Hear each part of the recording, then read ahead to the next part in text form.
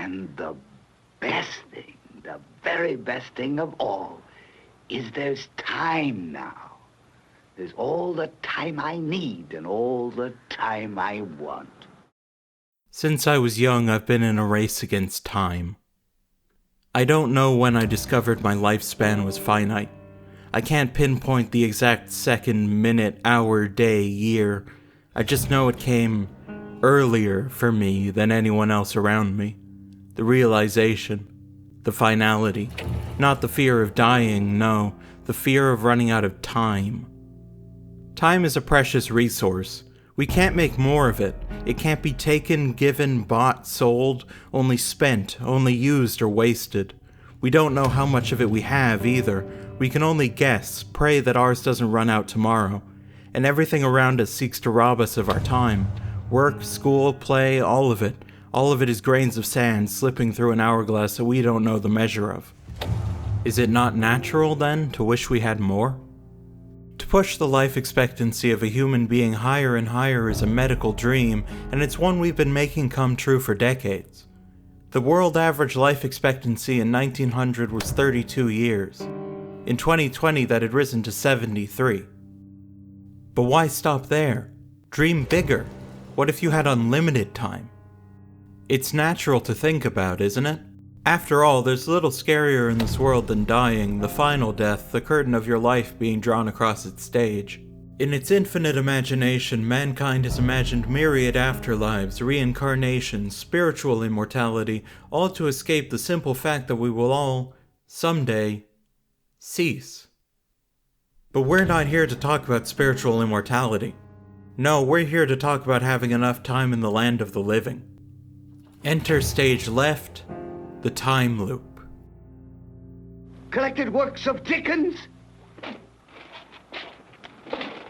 Collected works of George Bernard Shaw.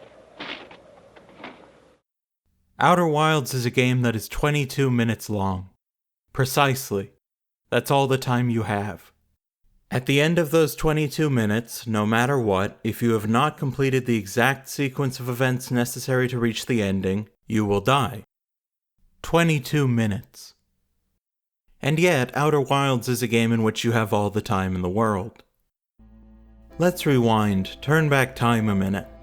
Outer Wilds is a game about finding answers. It starts like this. You wake up next to a campfire.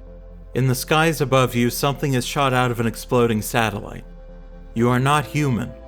This is not Earth.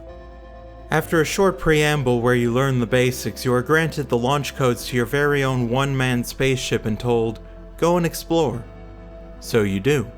You take off on unsteady rocket thrusters. Your planet, Hearth, grows small beneath you as you leave its atmosphere. Maybe you open the map at this point and see there are other planets in this solar system. Maybe you pick one that looks interesting, fly towards it. Maybe, by some fluke or luck or skill, you manage to land your ship on that planet on your first try. Maybe you go exploring. Maybe you see something beautiful. Then maybe you hear a sound. Maybe you look up. Maybe you see the sun has just exploded. Maybe. You die a fiery death, incinerated by the encroaching wall of plasma. Then, you wake up next to a campfire. You are in a time loop. Time loops as a plot device go back much farther than you probably realize. Here in the West, the idea is almost always associated with the 1993 film Groundhog Day, in which Bill Murray's character must relive February 2nd over and over. In Asia, particularly in Japan, the concept was made famous by the novel The Girl Who Leapt Through Time and its many adaptations, which predates Groundhog Day by several decades. And even before that, there was The Strange Life of Ivan Osokin, a 1915 novel by P.D. Ouspensky in which a man relives his entire life a second time and tries in vain to correct his past mistakes. The concept is not new. And yet it has never been quite so beautiful as it is in Outer Wilds.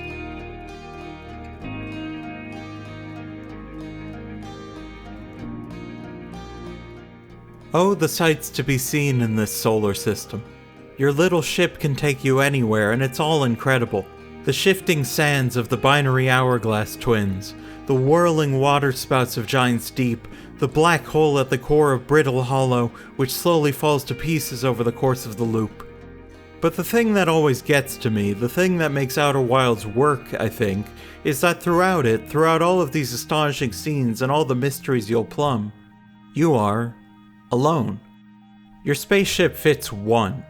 Most of the planets are uninhabited, the ones that aren't are, well, the people there will quickly have nothing new to say to you.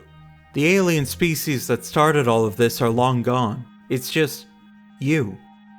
I've had entire loops in this game where all I've done is fly out into space and stay there, pointing my cockpit at the sun. I sit there for 22 minutes, watching the sun slowly get bigger, redder, angrier, until finally the song that ends every loop starts playing and everything is destroyed. This is a privilege granted to you, and only you.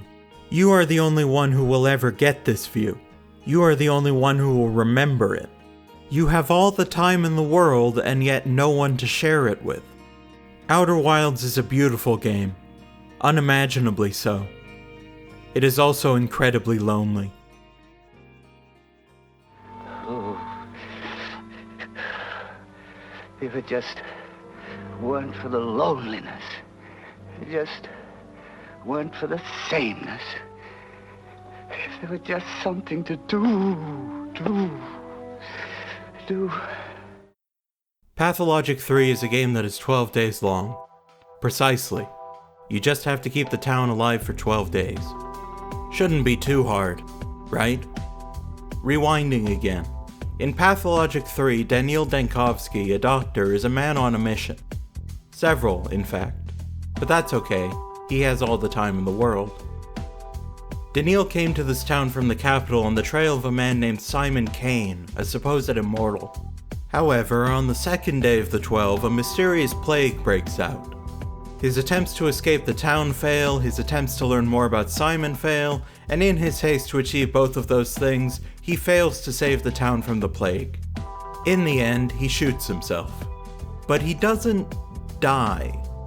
Instead, he is granted a boon, the ability to traverse time non-linearly, to jump between his 12 days in the town. Now he, and you, must try to save the town from the plague, and half the time from itself.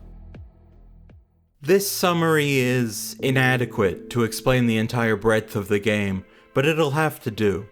Daniil Dankovsky is essentially in a loop of his own making.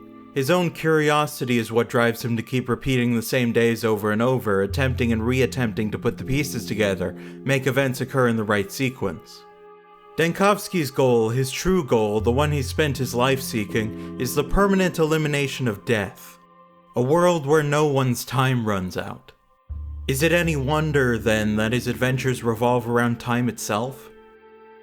Pathologic 3, like its predecessors and distinctly unlike Outer Wilds, is an innately hostile experience. It is designed to be stressful, to constantly have you fighting to stay alive, be that through active threats to your life, running out of crucial resources, or the simple fact that Daniil is constantly fighting his own mind. Time, too, is constantly ticking. Like Outer Wilds, you only have so much time in a loop, or in this case, a day. But you can do it. You can manage it all. After all, you have all the time in the world. You don't, actually. Your ability to time travel is limited by a resource called Amalgam. This resource also affects your ability to load a save if you die. If you run out and you perish, then, well, hope it doesn't come to that. But barring that, you truly can spend as much time as you need hopping between these 12 days, and this is, in a way unique to this entry in the franchise, a pressure release valve. And honestly, there is something beautiful too about this strange little town you find yourself in, full of impossible happenings and strange buildings. The game is designed to keep you moving, keep you from lingering, keep you on edge, but it costs nothing to repeat a day. Why not just take a loop to relax, wander the streets, gather supplies? Climb to the top of the polyhedron, why not? The view is wonderful. And unlike Outer Wilds, you are surrounded by people here. Sure, none of them are truly your friends, and most of them are simple bit parts, but there's never a shortage of things to do, people to talk to. You are not physically alone in this town. And yet, you are not like them. You do not belong here, you do not know their customs, and half the time Daniil isn't interested in learning. You are an invading organism in this town. Beneficial, hopefully, but foreign. And none of them have been through what you have. You are set apart from the inhabitants not only by virtue of not being a local, but also by virtue of not experiencing time as they do. You have seen how the simplest of your actions one day can have the greatest ramifications 6 days later, and you have gone back and forth amongst those 6 days innumerable times to make sure those ramifications are in your favor. They don't understand time like you do. They live in a different reality to you. And, of course, theirs is a finite existence. Daniil Dankovsky has experienced death, likely many times. One does not come out of that unscathed. Can you imagine what it's like then to be in this position, simultaneously doing everything you can to accomplish your goals and knowing that fundamentally there are no consequences if you do it wrong? It's madness. It's what happens when you have all the time in the world.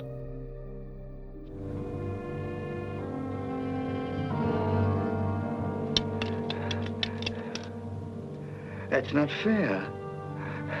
That's not fair at all. There was time now. There was all the time I needed. That's not fair. That's not fair. There is a reason both time loops and stories concerning immortality tend to linger on the solitude of it. To go through either one is to be removed from time, the time allotted to all humans, and so one loses that element that unites all of us, our finiteness. To finally escape the falling sand, to tear down the curtain, to have all the time in the world, is to lose a part of what makes us all human. And that's isolating. You who has been set free from time will have experienced something that transcends human experience, and that makes you unique. You can't climb back down that mountain. You will be alone. In the case of the time loop, everyone around you will be like a machine. Presuming God does not play dice with the universe and cause truly does follow from effect, everyone around you will be predictable. We see that in Outer Wilds as you quickly stop talking to anyone who has nothing new to say. We see that in Pathologic 3, where Daniil can use his ability to break the chains of causality to manipulate both events and people, and then never interact with them again. The instant you become aware of the loop, you have become the only true being with free will in the universe. And of course, that's true of any game. But here, within the framing device of the time loop, it is given a narrative purpose. The games don't attempt to obfuscate that their universes are anything but clockwork, they encourage you to tinker with the gears. And thus comes the thought, is it really worth it to have all that time? To have all the time in the world, infinite time, if it'll leave you so alone? Mankind has accomplished so much with only the precious decades each of us already have. Surely asking for more is pure unadulterated greed. But despite that, if you offered me all the time in the world, I'd still take it. Because all my life I've been in a race with death, and it's only gotten worse. Our time is finite, precious, and yet there are more and more things demanding our time every day, competing for the precious grains of sand that ever so slowly trickle through the aperture. Society pushes us to use more and more of our time, to grind, to not waste any of it on frivolities, and yet those frivolities are what we crave the most, and it is exhausting. So yes, I would take the gift of time. Time at last to breathe, time to spare. Because I'm not getting it like this.